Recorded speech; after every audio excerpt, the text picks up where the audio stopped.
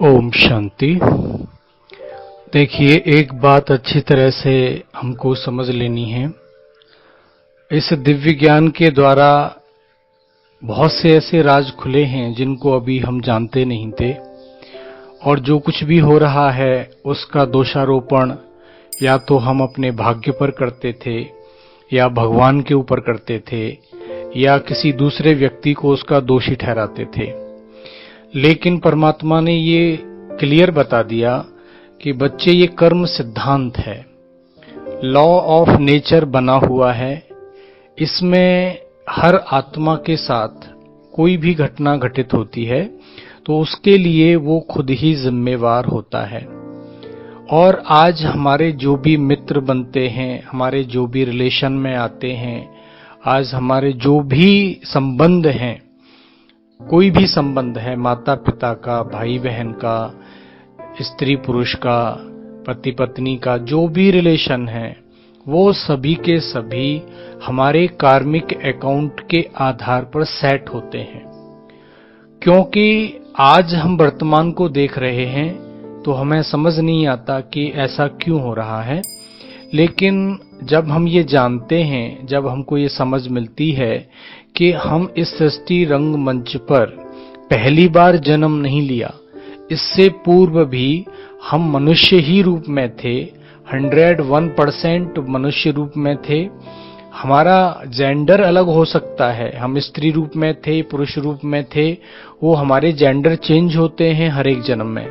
लेकिन हम अनेक जन्मों से इस सृष्टि रंगमंच पर ये पार्ट बजा रहे हैं। तो जैसे आज आप शरीर में हैं, आप स्त्री रूप में हैं, तो आप उसको जो कर्म कर रहे हैं तो उसका फल भी बनता है।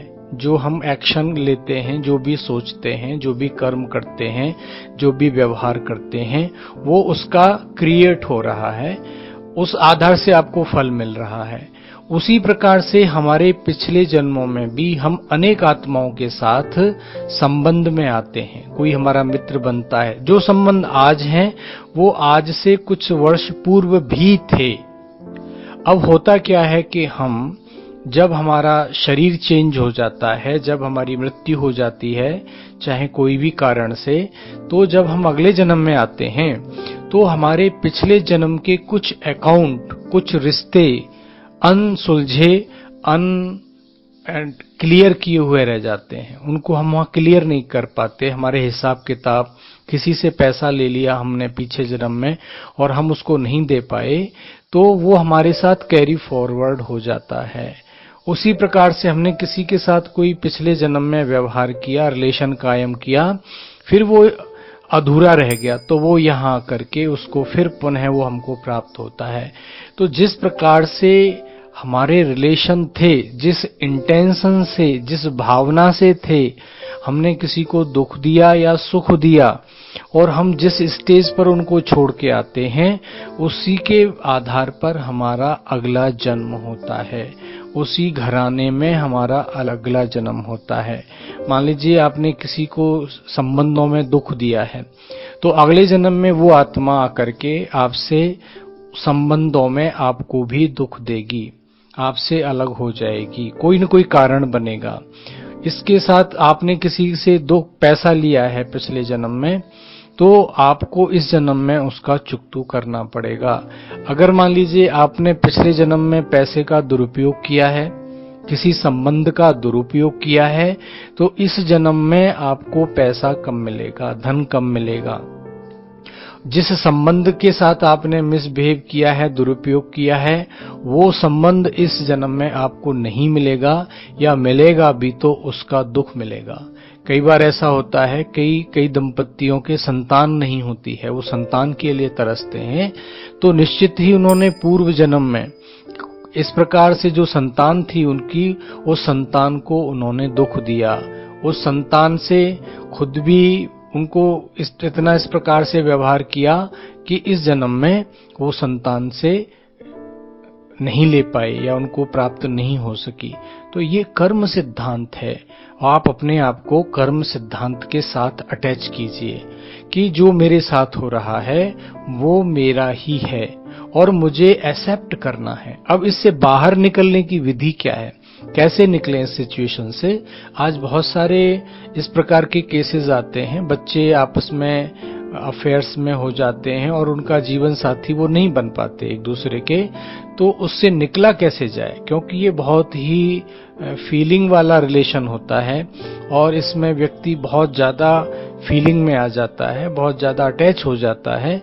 तो उसके लिए पहली विधि है, ध्यान से सुने, कि आप जो वर्तमान हैं उस परिस्थिति को एक्सेप्ट करें कि जो मेरा है उससे मुझसे कोई छीन नहीं सकता, और जो मेरा नहीं है उसे मुझे कोई दे नहीं सकता, और जो इजी वे में मिले वो मेरा है, छीनना नहीं है। किसी से छल कपट करके, किसी को धोखा देके, किसी को एक्सप्लॉइट करके किसी से कुछ भी छीनना नहीं है। चाहे वो रिलेशन हो, चाहे कोई पद हो, चाहे कोई प्रॉपर्टी हो, कोई भी चीज हमको जबरदस्ती नहीं लेनी। जो इजी मिल रहा है वो मेरा है, जो मुझे इजी नहीं मिल रहा वो मेरा नहीं है। वो टेम्परेरी था, जितना समय था, इट्स ओके, आपने एंजॉय किया, उसके बाद में आप उसको भूल जाइए। अगर वो आपको इजी वे में मिलता है तो जरूर उसको अवेल कीजिए, और नहीं मिलता है तो आपके लिए कुछ और बनाया हुआ है। परमात्मा, दरअसल हम परमात्मा को साथ लेते हैं क्योंकि वो हमारे पिता हैं, लेकिन जहां पर जो प्राप्तियां हैं, जो कुछ भी हमको मिलता है, वो हमारे ही पूर्व के अकाउंट के आधार पर मिलता है। आपने सिर्फ एक आत्मा के साथ ये संबंध नहीं रहा, कुछ ऐसे भी होंगे जिनके आपके बहुत करीबी संबंध रहे होंगे पिछले जन्म में। आपके लिए भी जीवन साथी है, जस्ट आपको समय का वेट करें और उसको तलाश करें, वो आपके सामने आएगा। इसलिए बिल्कुल निश्चिंत हो जाएं। आज आप वर्तमान को देखकर घबराएं नहीं, वर्तमान को देख के परेशान नहीं हो, क्योंकि आपके लिए कुछ और भी बना हुआ है। Please wait for that. वो बहुत अच्छी अपॉर्चुनिटी है, इससे बेटर है वो, ये आप मान के चलिए।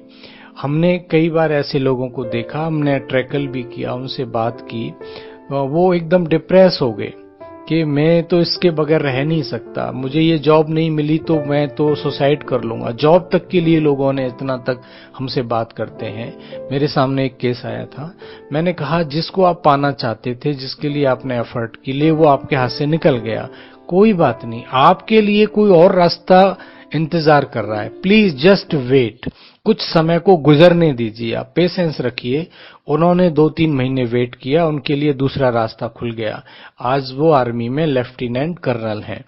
तो इस प्रकार से हमको बिल्कुल भी हताश निराश नहीं होना और अपने जीवन को एंजॉय करना है। इतना कमजोर नहीं बनना कि कोई व्यक्ति के पीछे हम अपनी जान दे दें, किसी वस्तु के पीछे हम अपनी जान दे दें। नहीं, बहुत ऑप्शंस हैं, और भी इंसान हैं इस दुनिया में। जस्ट अपने को कमजोर ना बनाएं, अपने स्वमान में रहें, अपनी सेल्फ रिस्पेक्ट में रहें। कमजोर कौन होता है? कमजोर को कोई पसंद नहीं करता, इसलिए बी स्ट्रांग। और अगर आपके अंदर कैलिबर है और रिलेशन भी है हमारे जीवन में, उनको निभाएं, और जो रिलेशन आप चाहते हैं वो आएगा। क्या होता है, फर्स्ट टाइम ऐसा होता है, जो फर्स्ट लव होता है जिसे हम कहते हैं, पहली बार किसी के साथ प्यार होता है तो निश्चित ही वो बहुत ही अट्रैक्टिव होता है। लेकिन हमारा ये एक्सपीरियंस है, हमने देखा है कई लोगों को, आज हमारे जीवन में भी कई लोग जीवन में आए थे, पास्ट लाइफ में आए थे, हम सोचते थे मेरा दोस्त है, इसके बगैर मैं रह नहीं सकता, लेकिन आज हैं वो मेरा दोस्त कहीं सर्विस करता है और आज 20 साल हो गए वो हमसे मिले नहीं। तो ऐसी कई सिचुएशंस होती हैं जिनके लिए हम रह नहीं सकते जिनके बगैर इस एज में, और वो कुछ समय बाद नई जीवन जब शुरू होती है तो ऑटोमेटिकली वो भूल जाते हैं, और हमारा जो वर्तमान जीवन होता है वो बहुत एंजॉयबल होता है। इसलिए आप अपने आप को स्पिरिचुअल बनाते हुए, बैलेंस रखते हुए आगे बढ़ें, आपको सफलता मिलेगी, आपके जीवन में और खुशियां इंतजार कर रही हैं। प्लीज समय को गुजरने दें। ओम शांति।